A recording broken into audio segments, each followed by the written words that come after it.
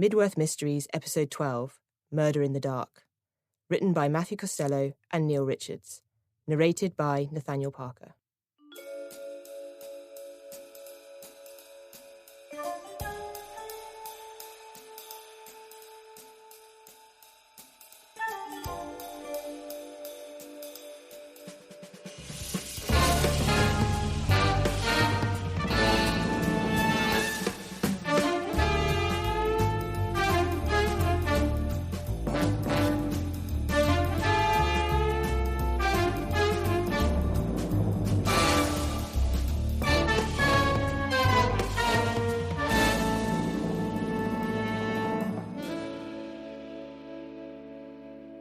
Chapter 1. 1 month earlier. Geoffrey Sayles glanced at his older colleague, Peter Neville, as the performance of The Lady from Paris neared its rousing conclusion. Neville, though certainly more of an opera buff, very much a regular at Covent Garden, looked to be enjoying it easily as much as Geoffrey, a big smile on his face. Meanwhile, the stage of Drury Lane, the famed and historic Theatre Royal, as it was more commonly known, had been absolutely filled with the entire company. Dancers lined up in front, while the leads stood on elevated sets upstage, as the silhouette of the Paris skyline slowly came into view behind them. And what superb leads, Geoffrey had to admit. Reviews had been good, the show regularly selling out. The music light and bubbly as champagne. And the lead singer, Lucille Young, what a voice! But also, such wonderful comic timing. A star to be, that was for sure.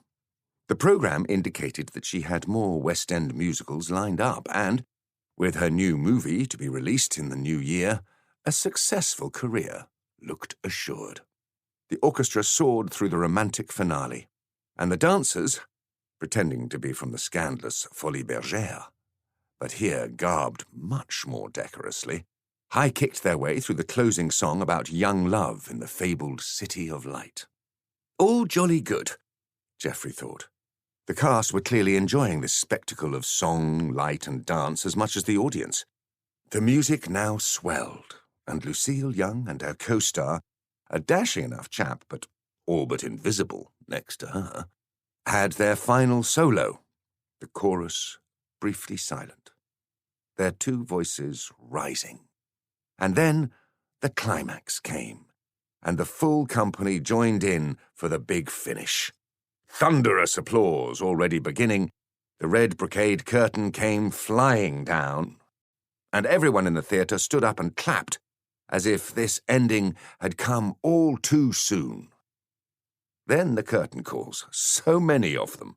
The director, Freddie Francis, a rising star in his own right, took a bow, graciously even inviting the conductor to come up from the hidden orchestra pit for another burst of applause. And it was finally over. Time for the audience to stream out of the theatre, people chatting away, eager to share their personal reviews of this grand entertainment. Smiles all round. Geoffrey and Neville stepped out into the late-night bustle of Russell Street. Crowds milling, London's theatre crowd out in force on this December evening. "So, what did you think?" he said. "Absolutely loved it," said Neville. "And well done you, old chap. Back in the office I heard you were a driving force in suggesting we invest in the show." "Oh, you know how it is," said Geoffrey, as modestly as he could. "Pure luck it passed across my desk, that's all." "Nonsense," said Neville, patting him on the shoulder. "You've caught the eye of the partners, that's for sure." Geoffrey wondered if there wasn't a bit of an edge to that comment, and he scanned Neville's face for a clue. Though Neville's responsibilities in the investment house lay in the exciting new area of movies, rather than his own more staid theatre department, Geoffrey didn't want Neville to see him as a rival on the slippery ladder to a partnership. Word in the office was that Neville wasn't someone to get on the wrong side of. But the congratulations seemed genuine enough. "Peter, I could get us a visit backstage if you like. Meet the stars. Lucille Young, Freddie Francis himself." But though Neville was smiling, he shook his head. "Awfully kind of you, old boy, but I think not. Love to remember the whole lot just as we saw them now, singing their hearts out on the streets of Paris." Geoffrey, offer declined, did feel a tad disappointed. Backstage visits were always so special and fun, and one of the bonuses of his little niche in the world of theatre finance.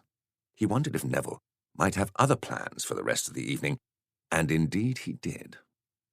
"I was thinking rather, perhaps, a nightcap at the Savoy. Chase away that bit of chill in the night air. What say you to that?" Geoffrey gulped. He'd only once had drinks at the Savoy, and the round had come to more than his weekly rent. But he nodded, as if he were a regular visitor. "Splendid! I mean, the bar at the Savoy. How could anyone say no?" "Precisely." They left the theatre and turned into Catherine Street, Christmas lights twinkling, making their way through the dispersing crowd and heading down to the Strand, towards what was, in Geoffrey's opinion, the best bar and hotel in all of the capital. This is the life, thought Geoffrey. But too soon the brandies were all good and done. He was just thinking perhaps another round was in order, more fun still to be had, when he saw Neville look at his watch. "I say, old chap," said Neville, draining his glass. "Afraid it's getting a bit late for me. I'd best toddle off."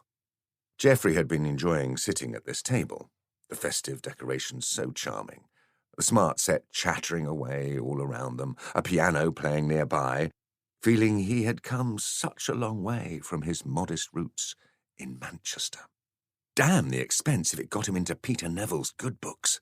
Still, he joined his colleague in settling the bill, and together they walked out to Savoy Court, and again to the Strand.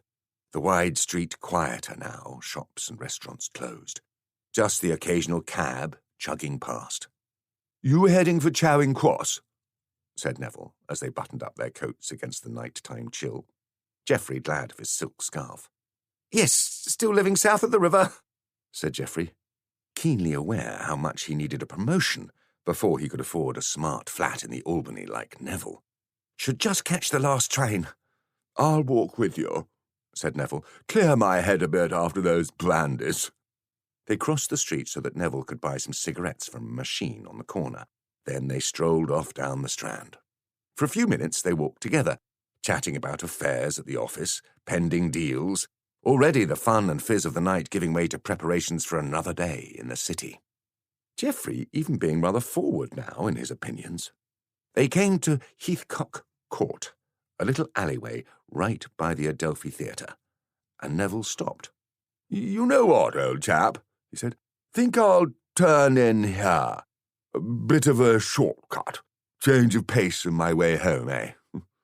Geoffrey peered into the narrow alley, brick walls rising high on each side, a lone gas lamp giving out barely a flicker, the filament clearly having failed. The darkness, ominous. "You sure?" he said, dubious. "Looks rather—" "Nonsense," said Neville, laughing and shaking Geoffrey's hand. "Do it all the time. Many thanks for the evening, by the way. I owe you one sometime very soon." Geoffrey knew that Neville's prestigious apartment was on the other side of Piccadilly, so perhaps the decision made sense after all. He was nearly at the station anyway. "My pleasure, Peter. It's been great fun." Neville smiled, and Geoffrey watched him turn and head off into the gloomy darkness of the alley.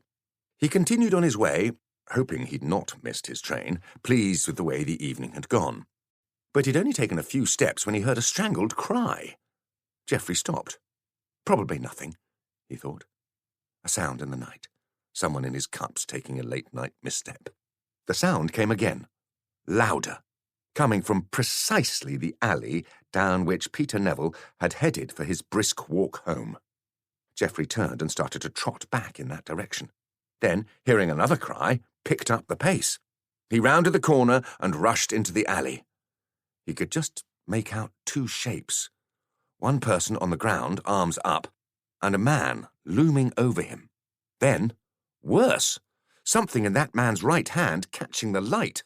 Now, Geoffrey Sayles didn't necessarily think of himself as a brave